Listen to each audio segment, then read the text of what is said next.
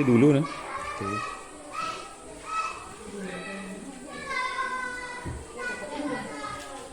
Kita mulai saja ya. Selamat pagi Bapak Ibu. Nah, pada kesempatan kali ini kita mencoba untuk mengidentifikasi aset atau sumber daya yang ada di SD Negeri Komunikasi. Ya. Nah, di sini saya sendiri selaku pemandu nanti bagaimana kita mampu mengidentifikasi atau mencari atau menemukan aset apa yang kita miliki di sekolah ini. Nah, sebelumnya saya ingin tanya, aset itu apa? Nah, namun sebelum kegiatan ini dimulai, alangkah baiknya kita buka kegiatan ini dengan doa. Saya minta salah satu dari rekan kita untuk pimpin kita dalam doa. Saya minta kesediaannya Ibu Ida untuk pimpin kita dalam doa.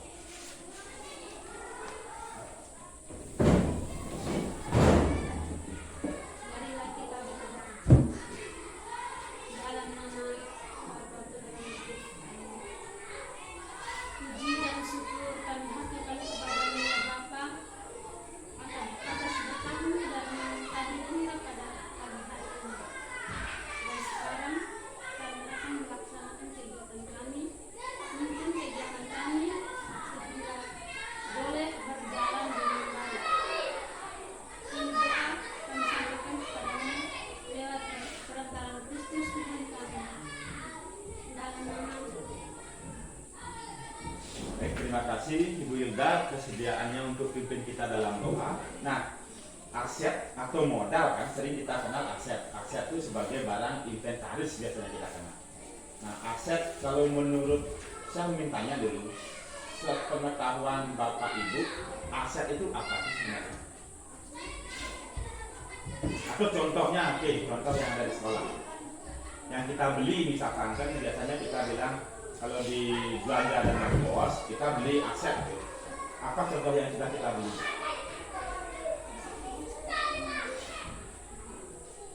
Ini? Oke, laptop. Apa lagi yang sudah kita beli? Buku. Apa lagi? Ini untuk penerangan? Listrik. Oke. Ada lagi? Kursi meja. Ada lagi?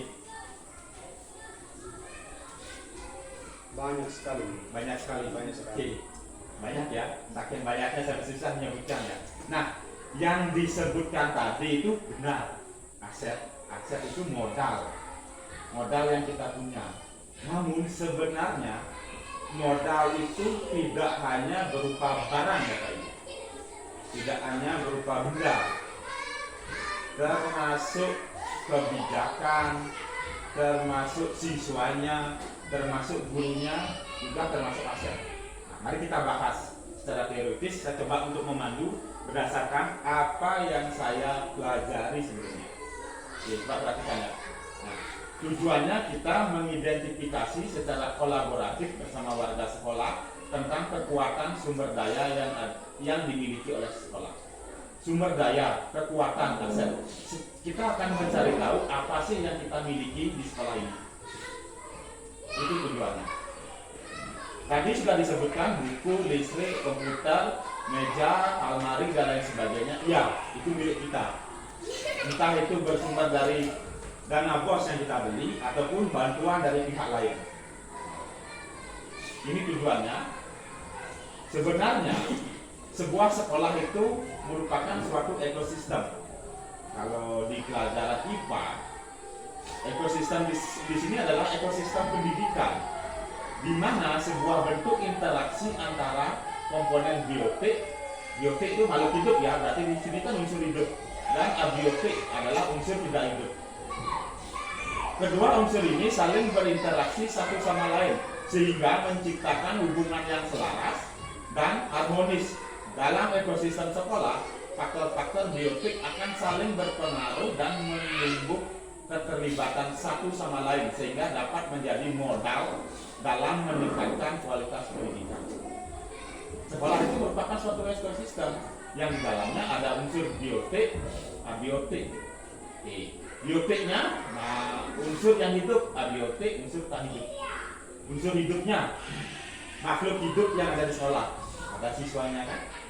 Ada kepala sekolahnya, ada gurunya, ada tendeknya, Pak Noel, tendek, saya, Ibu Delsi, Ibu Yuda, Pak Miki, Ibu Mary, dan ini Bu Sili termasuk gurunya.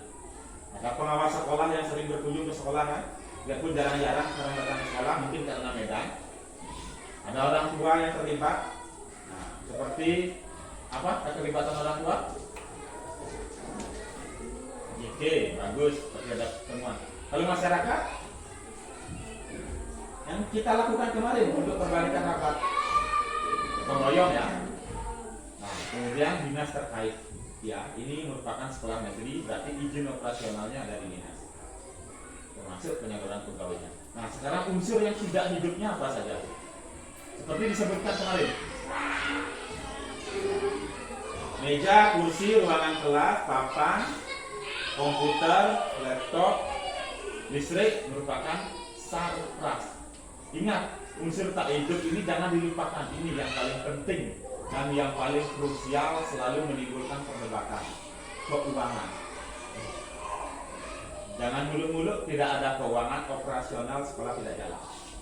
Tidak ada keuangan, apa yang kita gunakan untuk biasa. Dan yang terakhir adalah lingkungan alam. Ini adalah unsur sekolah sebagai ekosistem pendidikan, ada biotik dan abiotik. Itu dasarnya. Kemudian di dalam menentukan sebuah aset menurut Green dan Haynes pada tahun 2010 menjelaskan kecenderungan cara pandang menggunakan pendekatan berbasis kekurangan dengan pendekatan berbasis aset. Pendekatan berbasis aset. Defisit ini adalah kekurangan. Aset adalah cenderung. Bagaimana kita memandang suatu sekolah? Apakah kita memandangnya dalam sebuah kekurangan atau kita memandangnya dalam sebuah aset? Coba kita perhatikan bagaimana pola-pola pikir kita memandang sekolah atau memandang lembaga ini sebagai kekurangan, dan bagaimana kita memandang sekolah ini sebagai aset. Kalau sebagai kekurangan, kita fokus pada masalah. Kita hanya mau melihat masalah. Oh, masalahnya apa sekarang sih? Guru Ono tidak sejahtera, guru jarang masuk ke sekolah, ini mengajar terlalu keras, dan lain sebagainya. Kita cenderung memandang kekurangan, karena yang kita lihat hanyalah kekurangan. Coba kita balik, yang kita lihat adalah asetnya, kekuatan. Oh, kita memiliki SDM, kita memiliki guru kan? Berarti guru yang kita miliki adalah semua minimal berijazah D4 atau D1. Itu Itu termasuk kekuatan. Kembali lagi ke komponen BOT-nya tadi. Kemudian kita selalu berputar pada masalah. Kita hanya memperhatikan masalah saja, masalah keuangan, masalah gaji yang tidak tersalurkan, masalah pendobalan penyaluran dana. Yang berputar adalah permasalahan, masalah siswa yang jarang masuk ke sekolah. Hanya itu saja yang kita pikirkan. Jadi kita hanya fokus pada masalah. Kita lupa bahwa kita harus membayangkan masa depan. Masa depan yang bagaimana? Setelah anak-anak tamat dari sini, dia akan lanjutkan ke SMP. Kemudian, apa sih yang kita bisa bekali pada mereka?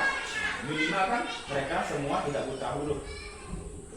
Ya, ilmunya. Jadi kita sudah secara tidak langsung mempersiapkan anak yang keluar dari sekolah kita merupakan anak yang mampu berdaya saing, mampu berpikir kritis sesuai dengan visi dari sekolah kita.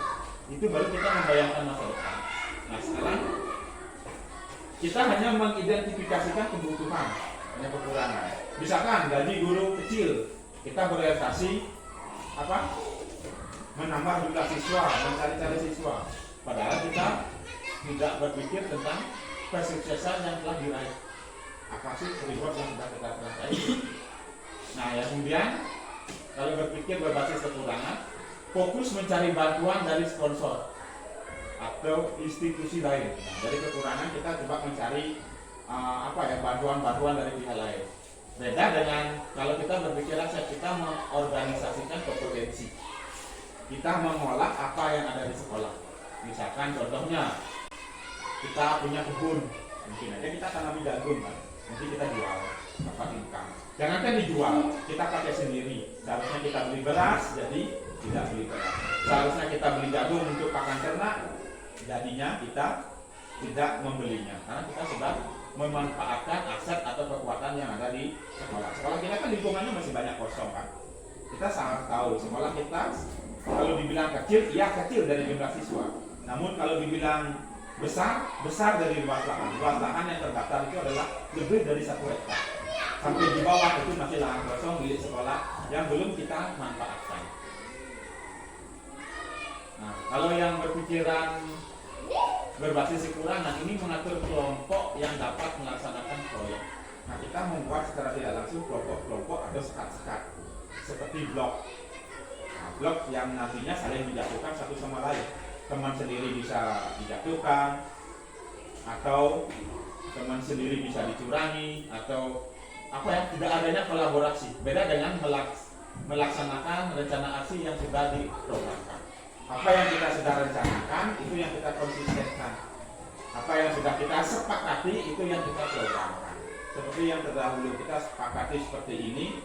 Kemudian kalau kita berpikir kekurangan, kita akan mementingkan diri sendiri. Dan pada akhirnya kita akan memojokkan salah satu kelompok ataupun personal. Berarti kita berpikir berbasis kekurangan. Seperti itu cara pandangnya menurut Green dan Haynes pada tahun 2010. Apa bedanya kalau kita melakukan pendekatan aset dengan pendekatan kekurangan? Jadi, nah dalam ekosistem sekolah, faktor-faktor biotik akan sering mempengaruhi dan menimbulkan keterlibatan aktif satu sama lain.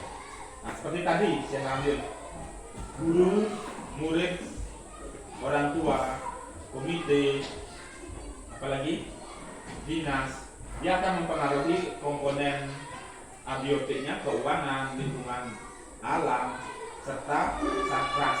Coba kalau bukan kita yang mengelola ketiga komponen tersebut, jalan tidak. Keuangan, kalau kita tidak kelola dengan baik, sekolah ini tidak akan jadi apa-apa. Nah, contoh laptop, listrik, sampul raport, kegiatan-kegiatan sekolah, itu kan kita kelola dari keuangan sekolah yang boleh kita bilang minim dengan kegiatan yang padat. Kita ikut pramuka, ikut KKG, AMBK kita menumpang, itu semua kegiatan kita laksanakan di luar sekolah yang membutuhkan biaya yang besar. Belum lagi kita harus beli buku, beli apa kemarin? Sampul raport, beli laptop. Nah, itu merupakan kemampuannya komponen biotik makhluk hidup ini mengelola komponen abiotik. Nah, seperti tadi lingkungan di sini kan masih banyak yang kosong. sedangkan kita belum manfaatkan, hanya dipakai oleh turbo untuk bermain kan. Akhirnya yang terakhir kita manfaatkan adalah kotoran turbo yang tidak sengaja ada di lingkungan sekolah, itu yang dimanfaatkan oleh anak-anak kelas 6 untuk membuat pupuk ASI. Seperti itulah kurang lebihnya. Nah, ini sebenarnya 7 aset yang dimiliki oleh sekolah, Bapak Ibu. 7 aset atau modal. Yang pertama itu modal manusia. Saya tidak akan jelaskan, nanti kita sama-sama mengidentifikasi seperti apa modal manusianya. Kemudian sekolah itu ada modal fisiknya, ada modal sosialnya. Sekolah itu juga memiliki modal agama dan budaya, modal politik. Nah, kenapa di sini sekolah memiliki modal politik? Ada modal lingkungan alam, ada modal finansial. Modal finansial ini uang ya, yang berhubungan dengan keuangan itu namanya finansial. Ini 7 modal ini kita miliki di sekolah. Sekarang tugas kita adalah mengidentifikasi yang mana termasuk modal manusia, yang mana termasuk modal fisik, yang mana termasuk modal sosial, dan yang mana termasuk modal agama dan budaya, dan yang mana termasuk modal politik, modal lingkungan alam, ataupun modal finansial. Namun sebelum kita mencari, saya berikan penjelasan masing-masing. Nah, modal manusianya. Modal manusia ini sumber daya manusia yang berkualitas. Ingat, manusia yang berkualitas. Kemudian, investasi pada sumber daya manusia menjadi sangat penting berhubungan dengan kesehatan, pendidikan, kesejahteraan, dan harga diri seseorang. Ingat, kata kuncinya sumber daya yang berkualitas. Berarti manusianya, orangnya yang ada di lingkungan sekolah. Siapa saja yang terlibat? Nanti kita bahas. Jadi kita cari masing-masing. Kemudian modal fisik. Modal fisik itu adalah bagi bangunan, infrastruktur atau sarprasnya. Bangunan, infrastruktur atau sarana dan prasarananya. Itu kata kuncinya. Nanti kita cari tahu. Bangunan di sini ada banyak. Sarana prasarana kita juga ada beberapa yang sudah disebutkan oleh rekan kita tadi. Kita lanjut. Modal sosialnya. Modal sosial dimaknai sebagai norma, aturan yang mengikat warga masyarakat di dalam untuk mengatur pola perilaku warga. Juga unsur kepercayaan atau trust dan jaringan atau unsur yang ada di dalam komunitas. Ini budaya nilai-nilai sosial yang ada di lingkungan sekolah yang kita adopsi di dalam sekolah. Itu yang dimaksudnya. Kalau modal agama dan budaya, agama kan sudah jelas ada 5 kepercayaan atau 5 agama ya kalau nggak salah. 6 jadinya, ditambah 1 bahwa itu sudah diakui. Dan yang terakhir diakui itu adalah kepercayaan terhadap Tuhan Yang Maha Esa. Itu sudah diakui.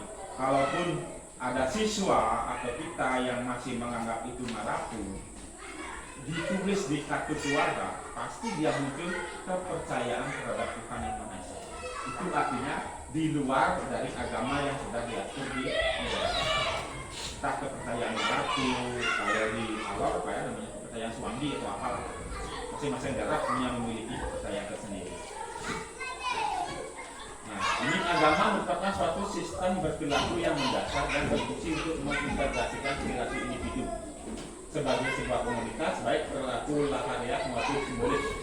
Kalau budaya di sini merupakan cipta rasa yang kita lakukan, yang diciptakan oleh manusia. Budaya di sini saya contohkan, budaya kita apa? Budaya yang sering kita lakukan apa? Yang kemarin dilakukan oleh Ibu Hilda. Apa? Di depan masuk pada saat siswa yang masuk ke kelas itu, itu kan masuk budaya apa? Sopan santun. Terus yang kita kerjasama membuat ini pot bunga, itu termasuk budaya apa? Gotong royong, itu kan hasil cipta karsa karya manusia. Nah, itu juga termasuk budaya. Nah, modal politik di sini adalah tidak hanya dimaknai sebagai suatu aktivitas demokrasi seperti yang sedang kita alami sekarang. Modal politik ini tidak hanya kita berpikir adalah pemilihan kepala daerah, kampanye, apalagi pasang baliho dan lain sebagainya. Nah, modal politik ini dalam tatanan politik praktis merupakan kemampuan kelompok untuk mempengaruhi distribusi sumber daya di dalam unit sekolah. Bagaimana kita mampu memberikan pengaruh terhadap orang lain atau terhadap lembaga lain agar lembaga itu bisa berkontribusi terhadap masyarakat atau lembaga kita. Saya contohkan, puskesmas itu termasuk contoh modal politik. Kita melakukan kerjasama dengan puskesmas. Akhirnya apa yang kita dapatkan? Mereka turun ke sini kan untuk memberikan apa? Penyuluhan, memberikan vitamin, memberikan obat cacing, memberikan pemeriksaan dan lain sebagainya. Modal lingkungan ini bisa berfungsi yang diolah yang memiliki nilai ekonomi. Lingkungan ini memiliki nilai ekonomi yang seperti yang kita bilang, lingkungan yang kosong kita bisa gunakan untuk tanam jagung, apalagi sekarang menjelang musim hujan. Yang terakhir, modal finansial, dukungan keuangan yang dimiliki oleh komunitas atau dukungan keuangan yang dimiliki oleh sekolah. Coba kita pikir, sekolah kita sumber dananya atau sumber keuangannya dari mana saja? Yang baru terlihat dari dana bos. Kalau mau kita kreatif, kita bisa mencari sumber dana atau finansial yang lain. Misalkan modal usaha, seperti yang dicontohkan tadi, kita tanam jagung, jual, dapat uang kan? Itu juga termasuk modal finansial. Oke, itulah pengertiannya dari ketujuh modal ini yang ada di sekolah. Sekarang tugas kita mengidentifikasi apa saja. Sekarang identifikasi tentang modal manusia. Saya bantu dari sini.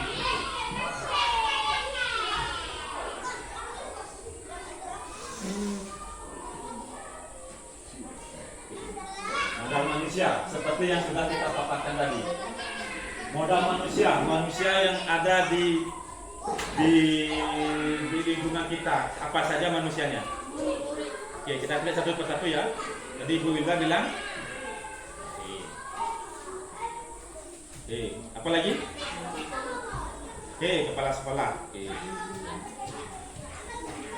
Ini gampang ya. Pokoknya manusia yang berperan di sekolah ini. Orang yang berperan di sekolah ini. Apa lagi? Guru. Orang tua.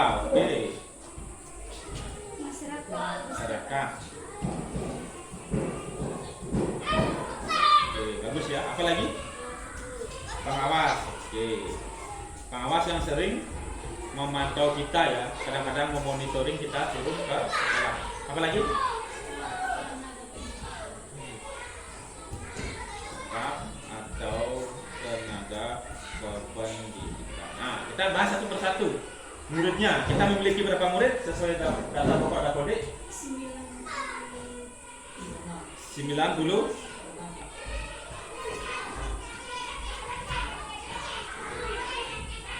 Kepala sekolah, kita memiliki berapa kepala sekolah? 1 kepala sekolah. Atas nama Nikodemus Raja. Oke. Kemudian gurunya ada berapa orang?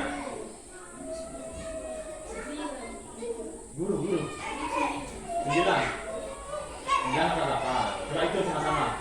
Saya, Ibu Hilda, Bu Delsi, Bu Sili, Kamike, Ibu Mary, Ibu Mina, bukan ya, masih sekarangnya Dedek. Ada berapa? 7 ya.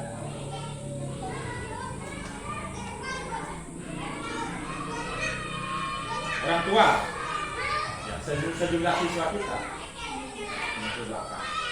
Termasuk walinya di sini kita anggap sebagai orang tua. Yang masyarakat adalah masyarakat di sekitar ya yang mendukung. Misalkan yang kemarin waktu kita kerja bakti gotong royong kan didukung oleh masyarakat kan, Waktu pembuatan apa ini? Keran air ini kan? Pengawas ada berapa yang menjadi pengawas binaan kita? 1 orang. Staf tenaga kependidikan kita punya berapa? 2 orang. Apa saja yang kita punya? Tenaga administrasi dan penjaga sekolah. Oke, penjaga sekolah. Ini dia merangkap ya, penjaga sekolah dia merangkap dengan tugas. Oke. Ini merupakan modal manusia yang kita miliki.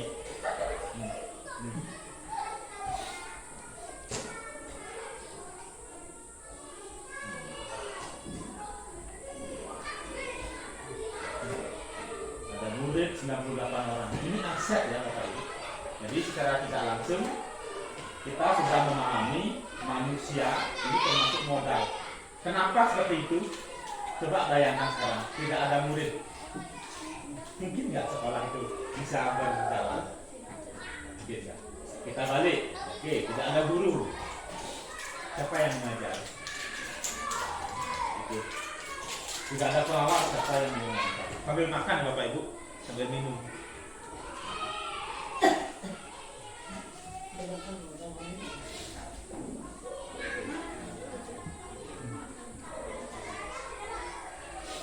Dan ada lagi nggak selain ini?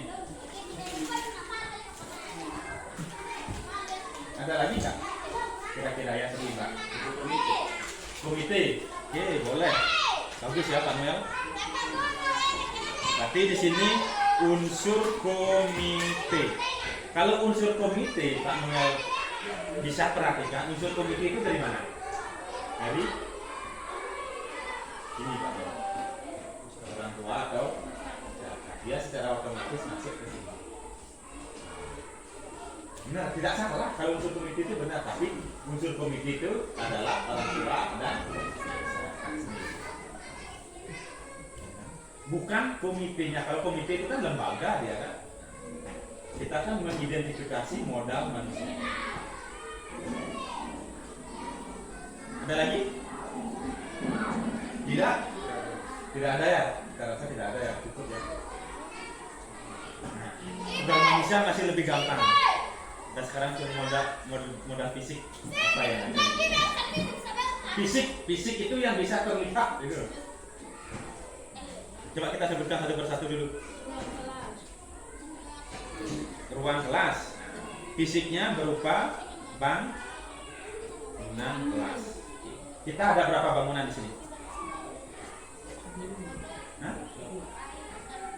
1, 2. Ingat, yang masih proses dan nanti yang kita terima itu akan menjadi fisiknya sekolah. Ada berapa sekarang? Coba kita.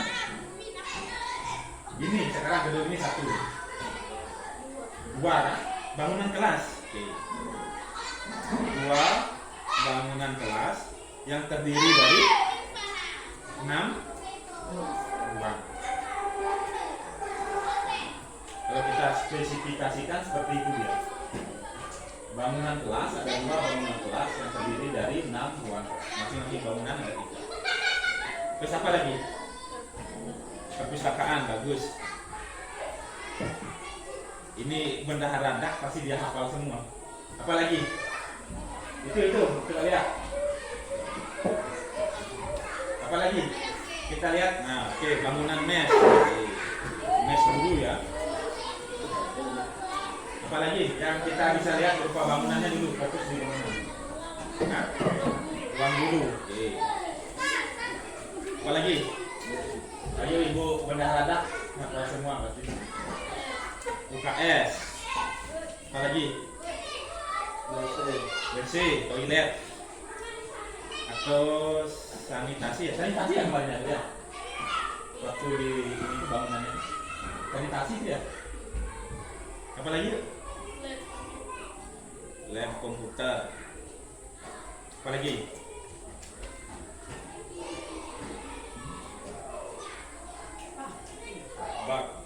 Bak Oke, bak dan tandon air. Apa lagi? Ini kalau saya ya pasti tidak diperhatikan. Kita termasuk bangunan, termasuk aset lapangan kita gunakan untuk upacara. Apalagi lahan kosong itu kebun kita anggap sebagai kebun. Ya kan lahan kosong yang di sebelah yang belum kita manfaatkan. Apalagi ini baru berupa fisiknya.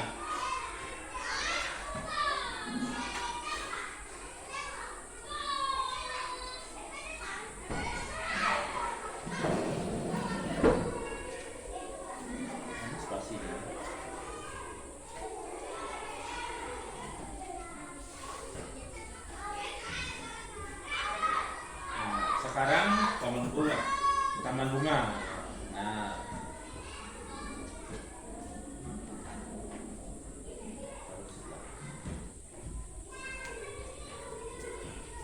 apalagi banyak nih fisiknya.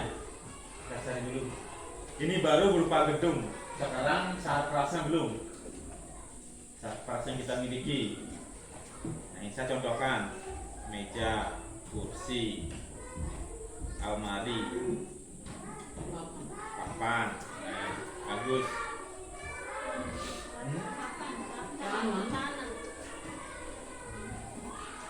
Papan, sorry. Nah, yang berupa mobiler ya. Nah, kita fokuskan mobilernya apa dulu? Almari, meja, kursi. Ini meja guru dan meja siswa ya.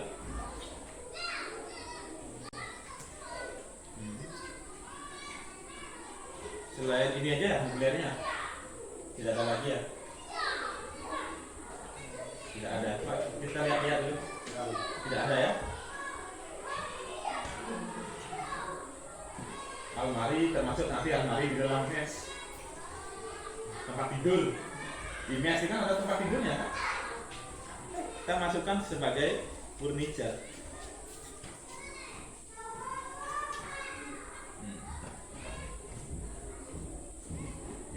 Kita cukupkan sambil jalan. Sekarang barang elektronik termasuk sakras juga, apa saja yang kita miliki. Lihat. Oke.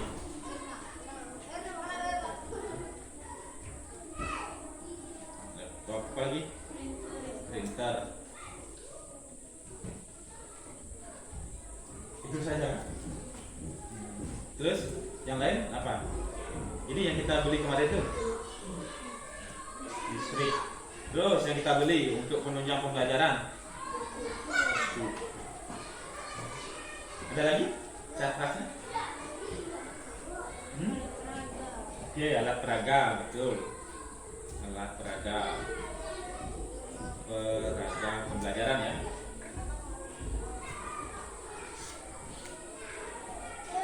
Ini kalau modal fisik itu gampang kita terlihat. Nanti yang susah 5 modal belakangnya. Cukup? Atau ada lagi?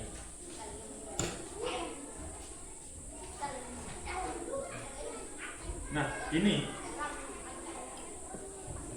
modal fisik itu termasuk bangunan dan sarprasnya. Kita sudah bantu, ada berapa sih yang kita miliki di sekolah ini? Ada bangunan, ruang kelas, perpustakaan, mes guru, UKS, ruang guru, toilet, dan komputer, bak tandon air, lapangan, dan kebun sekolah. Ini fisik yang kita miliki. Secara tidak langsung setelah kita identifikasi ternyata kita banyak punya aset.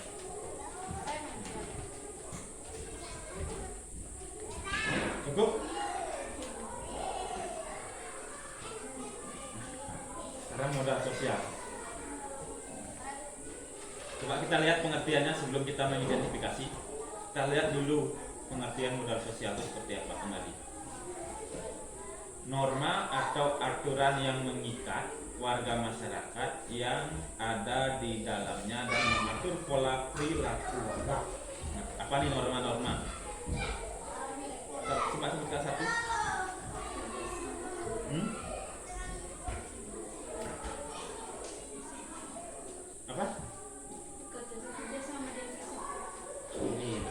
sekali ya, 1000 liter. Kerjasama dengan kesehatan. Dalam hal ini adalah puskesmas, rada mata. Nyambung ya rada mata ya. Ini terkait apa Bapak Ibu?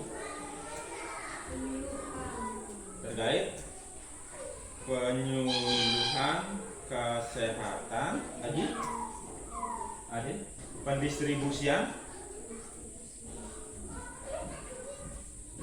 vitamin ya, vitamin, obat cacing, serta imunisasi. Ini dilakukan setiap yang kemarin kerjasamanya setiap sebulan ya, kan 2 bulan ya.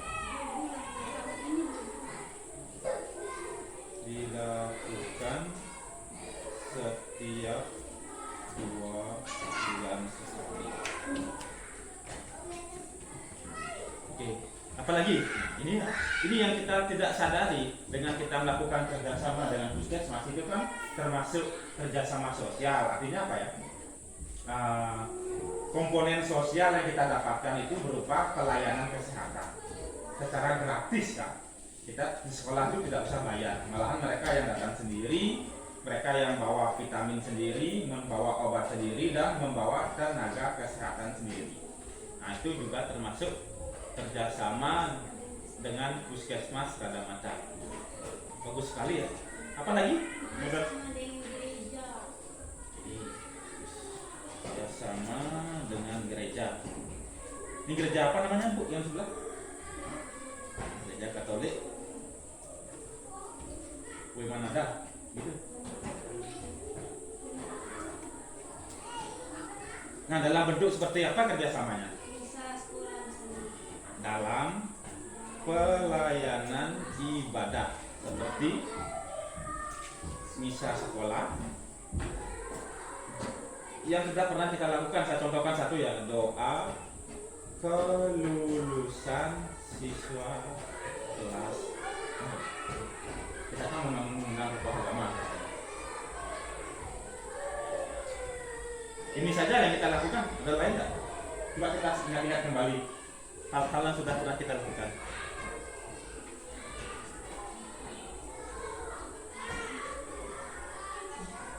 Ini saja, ini saja ya. Kalau dengan ini aparat desa ada tidak yang sosialnya?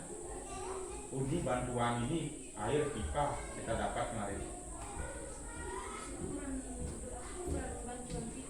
Iya kan, kemarin kan bantuan pipa air bersih, biarpun airnya macet kan dari mana? Kan dari aparat desa.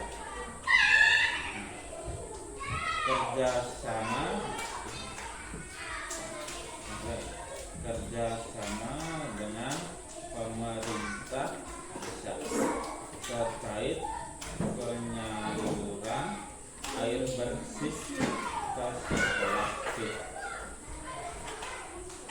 Benar ya? Ini kan diserahkan langsung oleh Bapak Kepala Desa waktu itu.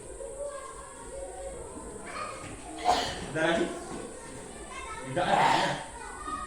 Itu saja ya?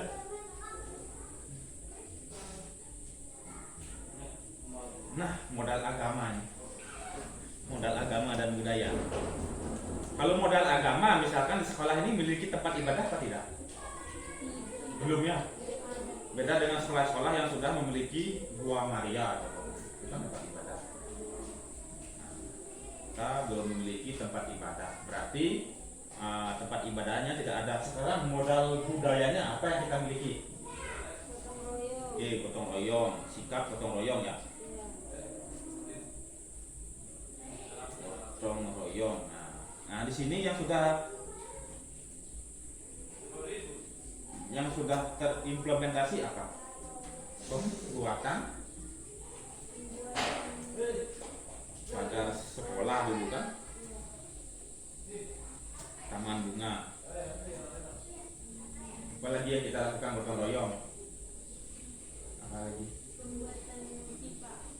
Pemasangan pipa bukan buat dia. Pemasangan pipa air bersih. Terus apa yang pernah kita lakukan gotong royong? yang melibatkan warga sekolah, kerabat jalan.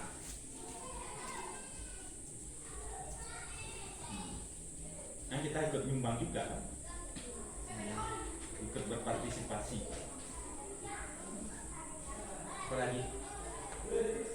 Itu saja ya. Ini pembuatan apa ya, jalan yang untuk ke WC ini Pak? Tangga. Pembuatan. Tangga. Oh iya, ada lagi ini pembuatan bak sampah. Ya betul, pembuatan bak sampah. Ini sikap gotong royong kita. Ini juga merupakan aset, sikap-sikap ini aset dengan. Ada lagi pembuatan tempat parkir. Benar, pembuatan tempat parkir. Jadi tempat parkirnya secara otomatis menjadi aset sekolah dalam modal fisik.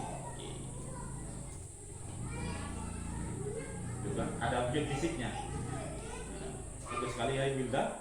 Apalagi sikap gotong royong yang sudah pernah kita implementasikan? Oh iya, rabat lapangan. Rabat lapangan dan pemasangan yang berbeda. Nah, ini sikap-sikap gotong royong kita.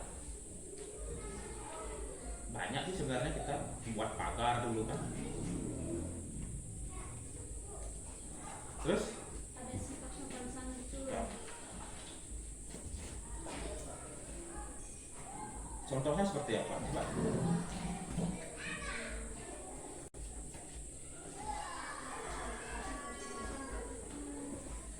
Menghargai teman, menghargai sesama. Oke. Menghargai perbedaan. Kita kan tidak hanya ada satu jenis agama ya, kita ada 3 agama di sini. Perbedaan kepercayaan, itu yang pertama. Terus itu dari kita selaku guru, selaku tenaga pendidik dan kependidikan. Lalu untuk siswanya apa? Sikap yang kita tanamkan dari sopan dan santun ini.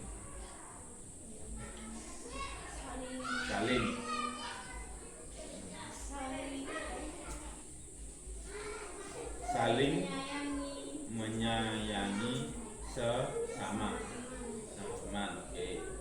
Yang kita tumbuh kembangkan terhadap anak yang kita sering lakukan setiap hari. Ini modal agama sebenarnya apa ya? Modal Saling membantu. Saling membantu. Saling menerima pendapat orang lain. Menghargai Pendapat orang lain.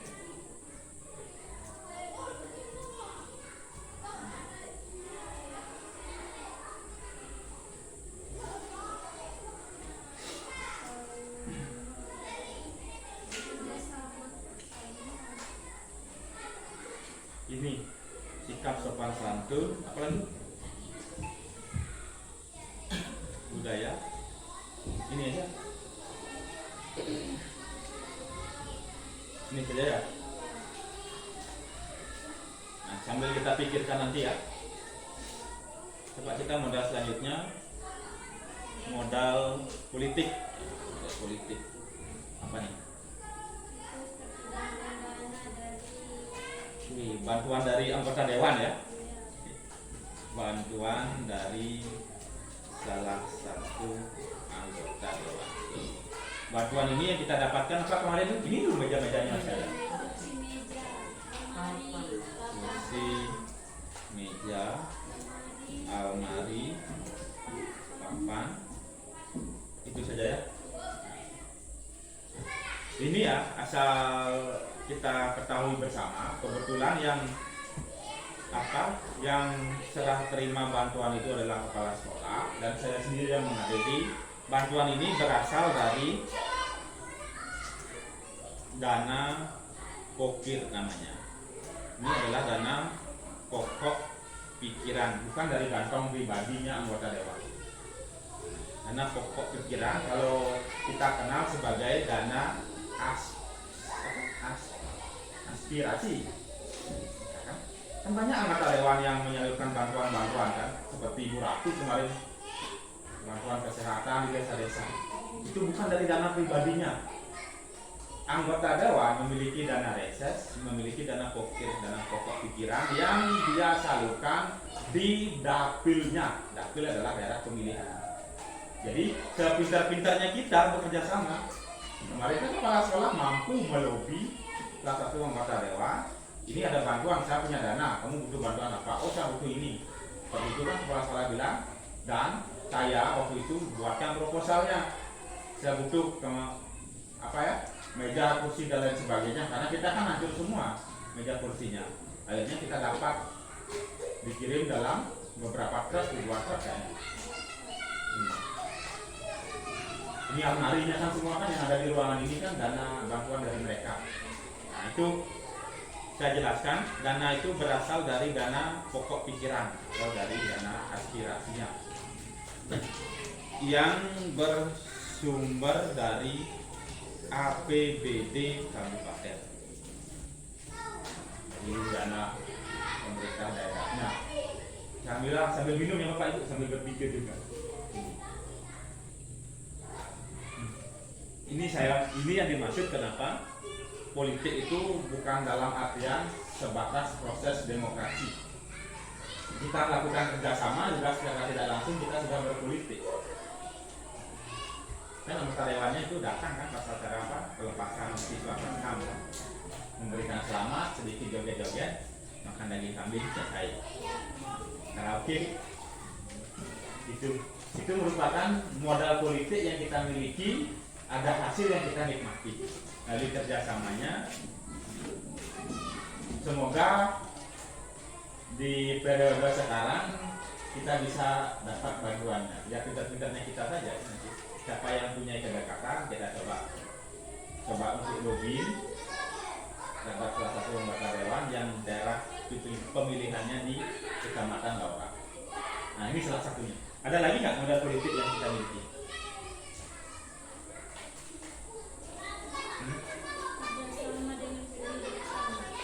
Oke, kerjasama dengan dinas. Apa yang kita dapatkan? Yang sudah kita dapatkan. Sakra, benar kata Ibu Meli. Yang kita dapatkan gedung kemarin. Ini. Yang kita dapatkan apa? Bantuan fisik berupa gedung apa? Gedung sekolah, gedung belajar ya. Oke, apa? Mes guru. Apa yang kita dapat kemarin? Uang guru, perpustakaan, lab, komputer ya Bu. Ya Bu Delsi ya. Apa lagi? Toilet. Ini jangan lupa bak dan tandon. Ada 7 belum masalah 7 atau apa? 1, 2, 3, 4, 5, 6, 7. Nah, ini yang kita dapat kerjasama. Ini bukan modal politik. Kalau kepala sekolah tidak berpolitik, ya tidak akan dapat ini. Bantuan itu mungkin aja dia lari ke sekolah lain. Bagaimana pintarnya kita melobi, melakukan kerjasama di dinas pendidikan, terutama di bidang sarkas dalam penyaluran zat fisik. Tetap kerjasamanya tidak hanya sebatas omongan dalam bentuk proposal yang diajukan. Ini bagus sekali ya. Apalagi kerjasama politiknya?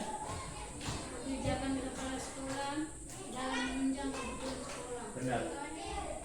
Kebijakan atau keputusan pimpinan sekolah dalam menunjang sekolah dan proses pembelajaran di sekolah. Coba kita pikirkan kalau kita tidak berpolitik. Contoh, kemarin yang minta kegiatan pramuka siapa? Kan pembinanya. Secara tidak langsung, pembina itu memiliki program yang disampaikan oleh kepala sekolah Kemudian kepala sekolah mengeluarkan kebijakan atau keputusan untuk mengikut sertakan sekolah kita dalam kegiatan pramuka. Kemudian kebijakan yang diambil apa? Memberikan dana, mengalokasikan dana.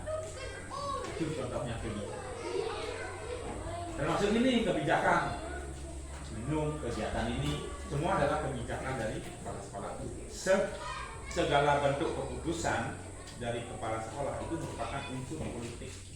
Contoh lagi yang sudah pernah dilakukan selain benar ANBK, selain itu apa lagi? KKG. Apalagi yang kemarin itu yang PIP apa? Penarikan yang tidak ada orang tuanya di sini melalui wali kan? Ini ada beberapa guru kita menjadi wali. Kalau kepala sekolah tidak mengeluarkan surat pernyataan bahwa anak tersebut diwalikan oleh salah satu guru, sedangkan orang tuanya ada merantau keluar daerah, kan tidak mau mengeluarkan dana PIP siswa tersebut kan? Nah, itu merupakan kebijakan kepala sekolah. Ini merupakan unsur politik. Makanya secara tidak langsung kita sudah berpolitik. Coba nanti di penganggaran 2025 kalau pembina pramukanya tidak mengajukan kegiatan, tidak melakukan kegiatan, otomatis ekstrakurikuler pramuka akan stop, dianggap tidak efektif. Nah, kan kemarin pramuka didanai kan? Didanai, diberikan honor pembina, diikut sertakan kegiatan, termasuk yang tahun lalu juga. Kan kita berpolitik, kepala sekolah mengeluarkan kebijakan, oh ada kesempatan nih untuk kita mengikuti apa namanya? KMD ya, Bu Mary. KMD. Kalau itu bukan kepala sekolah yang membuatkan keputusan, kepala sekolah tidak membuatkan kebijakan untuk menganggarkan keikutsertaan dua pelatih KMD, tidak akan bisa jawab. Sangat kemarin kan tidak jalan nih, tidak mengikutsertakan. Ya, karena mereka pembinanya tidak mampu berpolitik secara tidak langsung berpolitik, memberikan argumentasi bahwa oh kegiatan ini bagus. Sama seperti nanti termasuk penentuan honor guru bagi yang tenaga honor, boleh juga berpolitik. Oh saya merasa saya lebih mampu. Kalau diam-diam baik ya sudah menerima keputusan apa adanya. Coba kita menyuarakan atau mengaspirasi. Nah itulah contoh-contohnya. Ada lagi tidak?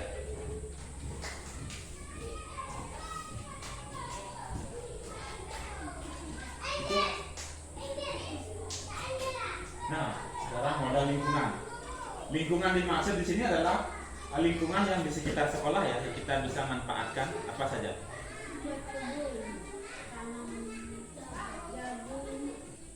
Kebun ya.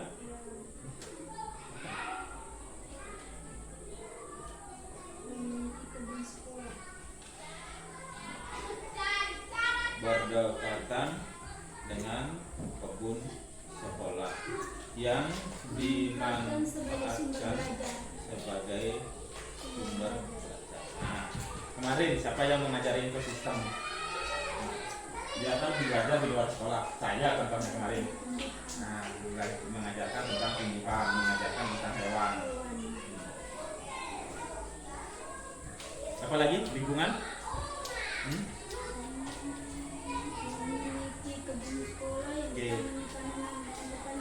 Dekat dengan kebun, lebih spesifikasi kebun mente ya,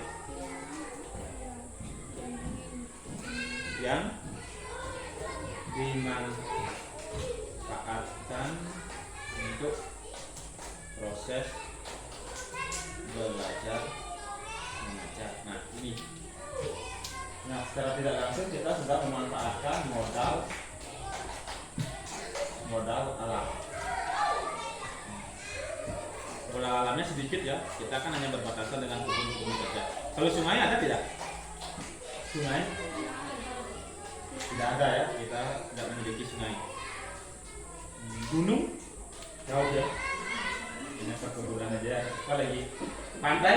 Tidak mungkin. terlalu jauh laut apalagi.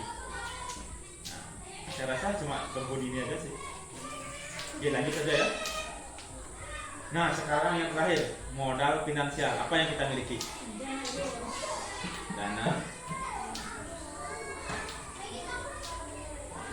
BOSP yang digunakan untuk operasional sekolah, termasuk gaji guru honor, belanja aset sarana dan prasarana.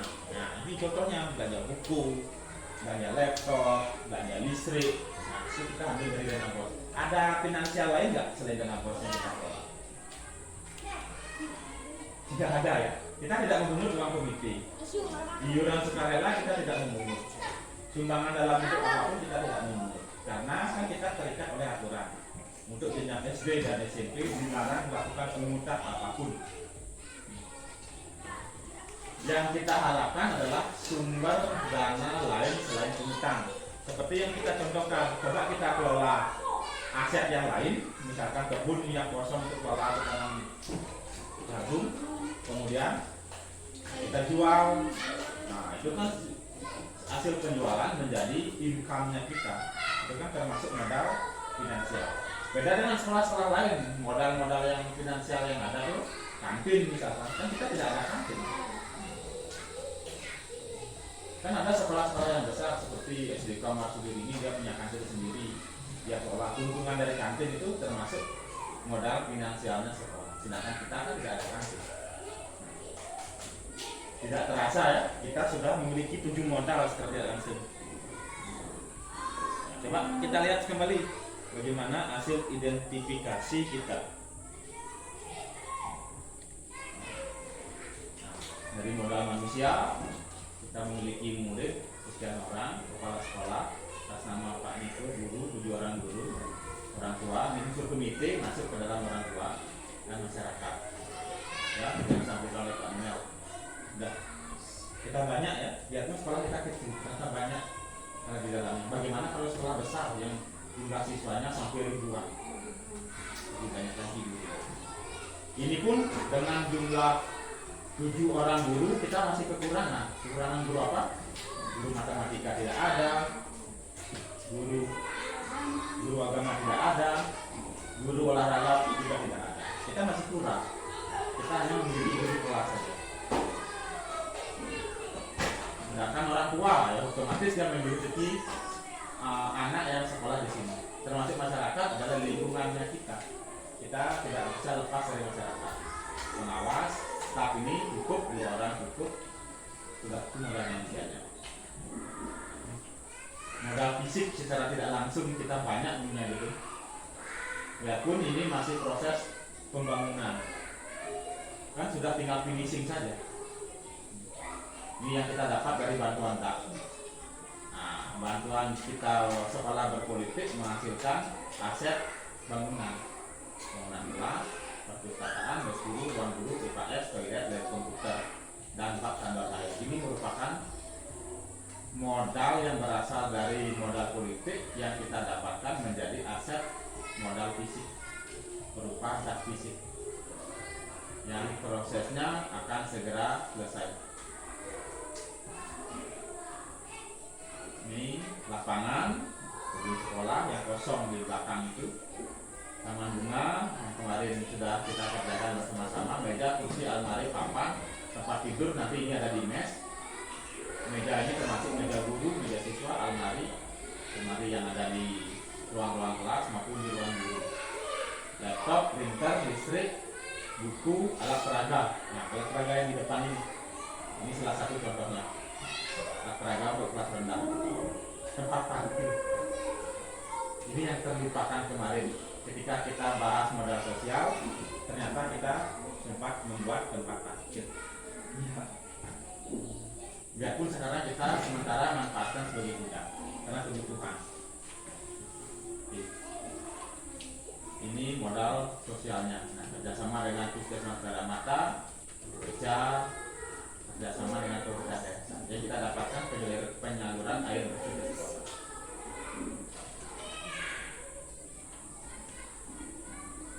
Aspek modal agama dan budayanya, sikap gotong royong, sikap sopan santun. Kemudian modal politiknya ini, dinas pendidikan ini, yang kemudian tadi kita bahas bantuan dan fisik gitu. Nah ini kebijakan.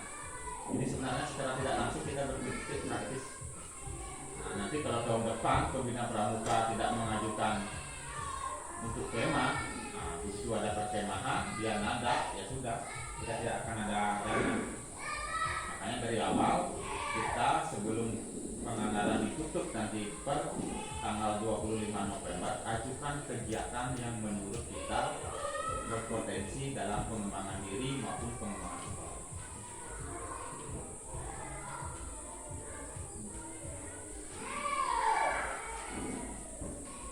Nah, lingkungan atau alam yang berdekatan dengan kebun sekolah, kebun jambu. Ini kebun jambunya milik warga ya. Ini baru milik sekolah. Nah, ini yang terakhir, modal. Kita sekolah SD tidak terlalu banyak, terutama dalam fisik. Beda dengan SMA, SMK. Mungkin aja ini ada dana komite, sumbangan orang tua, sumbangan tetap atau santunan dan lain sebagainya. Ada kantin, ada koperasi. Baik, Bapak Ibu. Nah, sekian yang kita bahas ya. Berarti di sini setelah saya melakukan pendampingan, ternyata kita sudah mampu mengidentifikasi 7 aspek yang ada di sekolah. Nah, nanti 7 aspek ini kita gunakan sebagai bahan pengembangan sekolah, termasuk pesertaan guru maupun siswa. Ada pertanyaan? Tidak ada? Pas? Pas, baik. Nah, kita harapkan bersama-sama kita bisa berkolaborasi satu sama lain dalam memanfaatkan aset yang ada di sekolah. Oke, hasil dari sini kita harapkan mampu bersama-sama mengelola aset dalam hal pengembangan sekolah. Sekian pendampingan dari saya ucapkan banyak terima kasih dan kita tutup dengan doa. Kami kita doa penuh. Rekan-rekan sekalian, sebelum kita mengakhiri kegiatan kita pada pagi hari ini, kita siapkan dengan pikiran kita untuk menghadap dengan doa. Izinkan saya menuju ini menurut ajaran agama Katolik. Kemudian kita berdoa dalam nama Bapa, Putra dan Roh Kudus. Allah Bapa, Allah Putra dan Roh Kudus, Allah Sang Pemberi nafas kehidupan. Pada hari ini ya Bapa, rekan-rekan guru berkumpul di tempat ini untuk membahas mengenai aset sekolah. Sekiranya apa yang kami bahas pada hari ini semuanya sesuai dengan kehendak dan sesuai dengan rencana. Inilah doa yang singkat kami sampaikan melalui perantaraan Yesus Kristus Putra Misteri Selamat kami yang hidup dan berkuasa kini dan sepanjang segala masa. Dalam nama dan Putra dan Kudus.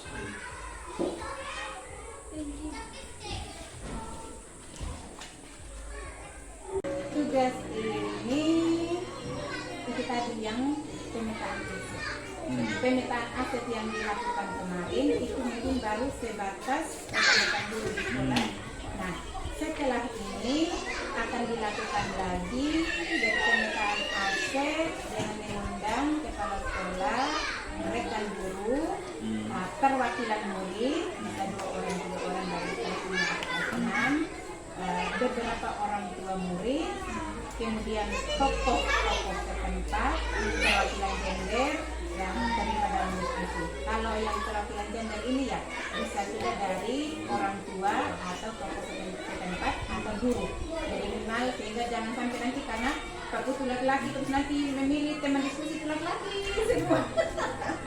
Sehingga itu pada saat PI 6. sebelum PI 6.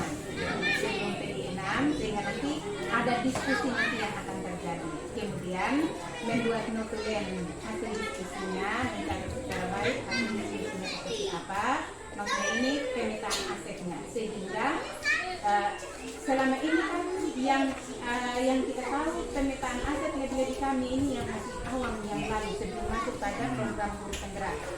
Kami yang tahu bahwa yang aset itu ya ini sarana prasarana, ya, komputer, gedung, kursi meja, kan itu kita tidak sadar bahwa kita pribadi adalah aset. Nah, kita ini yang ada pikir kita pribadi yang kemana-mana kita cerita bahwa kita ini aset. Padahal ketika kita punya otak dan kita berpikir kan semuanya juga tidak akan berjalan.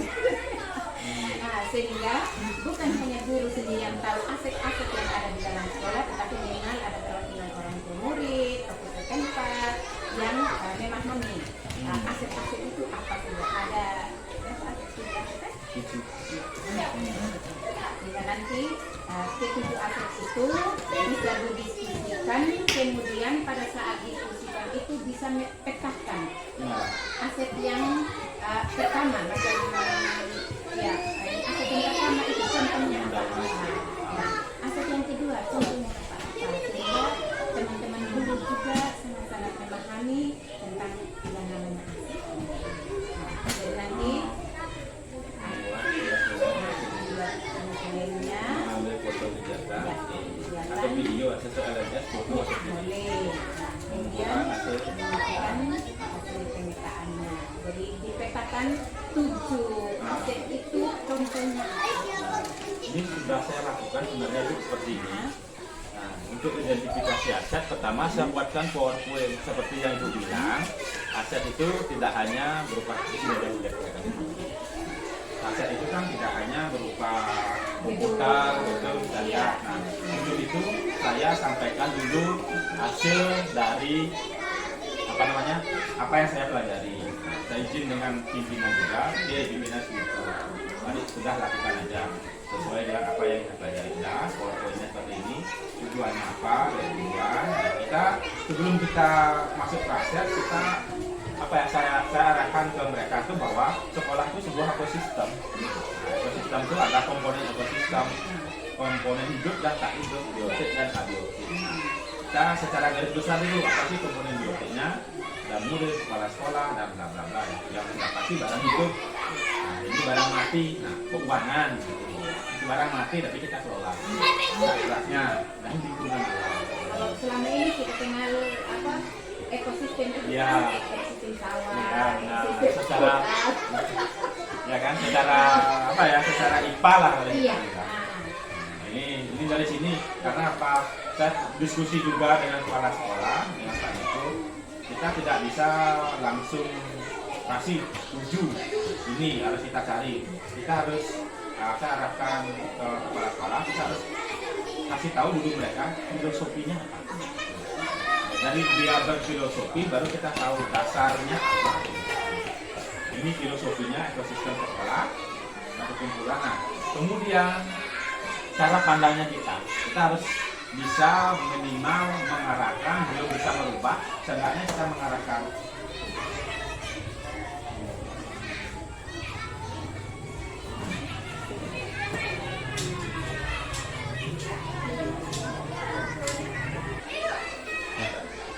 Kemudian setelah saya sampaikan komunitas, kita sedikit bergeser pola pikir kita mengenai kekuatan aset dengan kekurangan.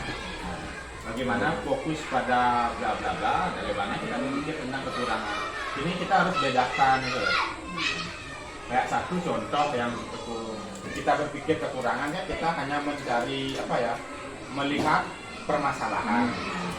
Kita bagaimana berpikir, contoh ya, kepala sekolah yang galak, kita berpikir dia itu apa? Padahal di situ kita berpikir dengan galaknya dia itu adalah bentuk perhatian atau bentuk ketegasan. Dan itu saya contohkan. Kemudian setelah itu, nah ini kan secara teoritis bagaimana berbasis aset, bagaimana berbasis kekurangan. Kemudian baru saya kenalkan 7 aset apa saja. Ini pun tidak langsung. Ya, saya jabarkan materi kalau modal manusia itu adalah sumber daya manusianya, kemudian modal fisik apa, kemudian modal sosial itu apa? Kata kunci. Ini saya ambil materinya dari LMS, itu eksplorasi konsep. Termasuk sampai ke modal finansial. Kemudian, nah, dari sini baru kita jabarkan. Ini hasil diskusinya. Secara apa saja yang menjadi modal manusia, manusianya adalah visual. Ini kita identifikasikan secara tidak langsung ini menjadi metode yang berjumlah 98 orang, kepalanya 91, sama ini, gurunya ada 7 orang, ada orang tua, ada masyarakat, ada pengawas pembina, ada sama ini, ada staf tenaga pendidikan, ada 2. Tidak berjalan. Nah, kemudian ini foto-fotonya orang tua, guru, siswa. Ya, ini kan, ini dokumen fotonya. Kemudian modal fisik. Nah, ini modal fisik. Ya, kita amati satu-satu. Kita kan dapat bantuan DAP. Ada berapa? Ya, ini sudah satu. Lapangan kebun sekolah. Jambu mente yang tadi itu punya sekolah. Itu masih batas tanah sekolah yang tidak sengaja terbawa kebun-kebunnya. Jadi itu jadi hak milik sekolah juga. Tempat parkir, buku, listrik. Ini juga kita beli dari dana pos, laptop, printer, meja, kursi, taman hiburan. Kebun sekolah lapangan. Ini aset fisik yang ini gampang karena mudah terlihat. Susahnya mulai dari sini. Nah, ini kan foto-fotonya aja. Kecelakaan, ruangan,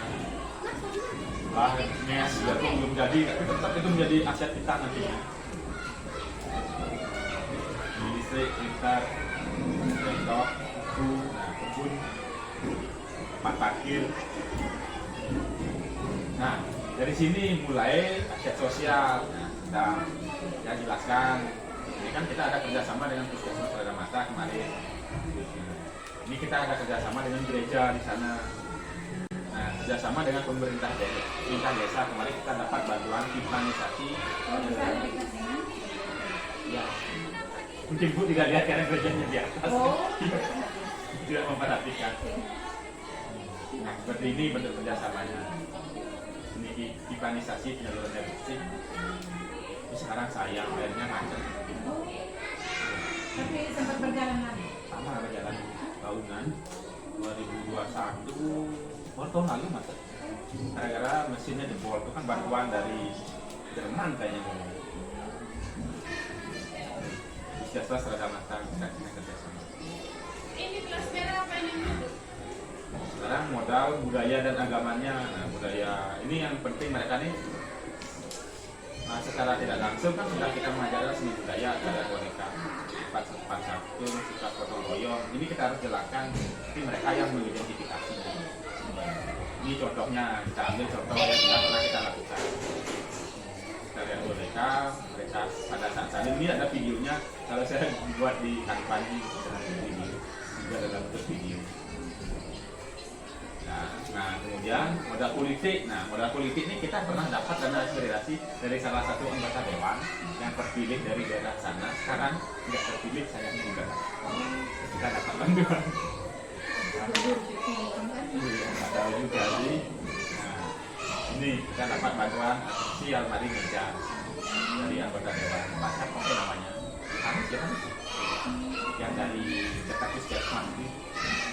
Hanya nulis suaranya banyak di sana. Pada sekolah ini, lobby dia dapat satu ruangan itu meja, almari, kursi, sampai pembantu. Ini kerjasama dengan dinas pendidikan kita dapat yang sudah ibu lihat tadi. Nah, kebijakan, nah ini kan politik juga kebijakan atau keputusan kepala sekolah. Contohnya, saya sebagai pembina pramuka, kalau saya tidak membuat program untuk kemah, kan kepala sekolah tidak mau membuat keputusan untuk menaruh itu di dana pos misalkan di perencanaan. Dana yang tidak dapat untuk kebijakan salah kebijakan lah dapat tidaknya semua kita foto satu kali dari buku. Nah, kemudian lingkungan alam ya seperti yang saya ceritakan dekat dengan kemudian yang terakhir finansial, kita hanya pendanaannya cuma satu dana. Ya, kita tidak punya dana apapun tidak. Kemudian ini kegiatannya tidak mengarang dalam bentuk video.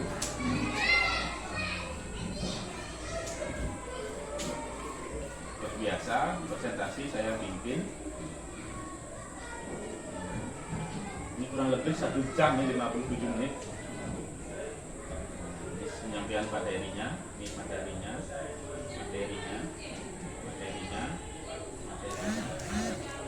Nah, sekarang baru identifikasi langsung saya notulennya langsung saya catat supaya mereka kan modal manusianya. Makanya langsung saya buat langsung di PowerPoint. Tidak saya menulis lagi, ngarang lagi. Penyampaiannya materinya sedikit tuh Ibu, cuma berapa nih? Nah, 20 menitan lah. Nah, masuk menit ke 21 sampai ke menit ke 60, berarti 40 menit kita melakukan diskusi. Jadi lebih banyak diskusinya ketimbang penyampaian materi.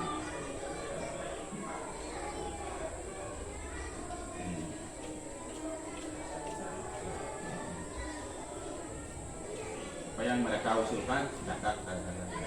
Inilah kita memang sedikit orang, cari wadah di mana. Beda dengan di sini banyak.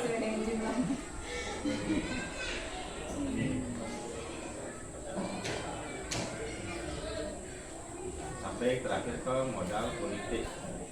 Nah, ini kesimpulan apa yang sudah saya ulas kembali. Kita bacakan kembali kesimpulan.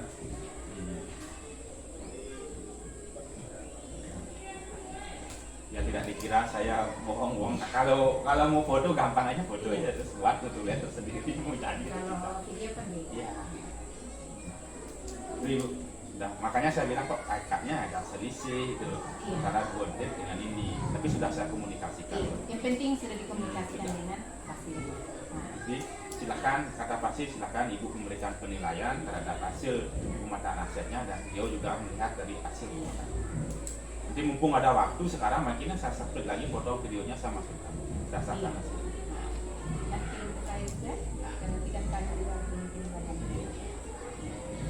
Kemudian terkait ini nanti di PI 6 siapkan 1 guru. Nanti itu yang saya juga akan diskusi dengan 1 rekan guru. Paling nanti pertanyaannya seputar dengan bagaimana dia memahami pemetaan aset itu dengan baik. Ketika mereka ikuti, ini kan videonya sudah ada. Saya rasa siapa saja guru yang ditentukan pasti siap. Kemudian yang terakhir, ini nanti ketika kembali silahkan download ulang lagi itu lembar survei. Nah, lembar survei, lembar observasi. Lembar yang survei 360 derajat itu. Bagikan kepada siswa 5 orang, guru 5 orang, kepala sekolah dan guru sendiri. Di PI 6. Iya. Nah, dan nanti diisi bagikan setelah selesai ini. Setelah selesai lokal 5, setelah kembali lihat waktu sudah untuk download kemudian bagikan. Jadi ini merupakan post SD. Kan yang lalu itu sama kayak progres kan. Nah, bagaimana progresnya CGP ini terkait dengan indikator-indikator yang penting. Nah, sekarang kan sudah berproses sekian bulan, maka seolah-olah itu prosesnya lagi. Nah, progresnya seperti apa? Kalau yang lalu dia ada di 2, kira-kira sekarang dia masih bertahan di 2 atau mungkin sudah meningkat. Nah, jangan sampai menurun. Saya rasa tidak. Saya tahu kemampuannya Pak. Itu seperti apa. Bukan hanya di sekolah, tetapi mendukung teman-teman CGP itu hal yang sangat biasa. Itu mungkin itu saja yang dapat saya sampaikan hari ini. Kita punya fokus diskusi sudah selesai. Dari saya bersemangat karena materi di Rukun juga sudah selesai. Semangat menyelesaikan semua tagihan-tagihan yang masih ada, tugas-tugas supaya bisa dikumpulkan sesuai dengan tanggal-tanggal yang sudah ditentukan. Nah, ini kan pasca observasi duduknya tanggal 23 November ya, karena ini sudah selesainya lebih awal, silakan untuk diperbaiki supaya bisa secepatnya sudah dikumpulkan. Mungkin itu saja yang bisa saya sampaikan.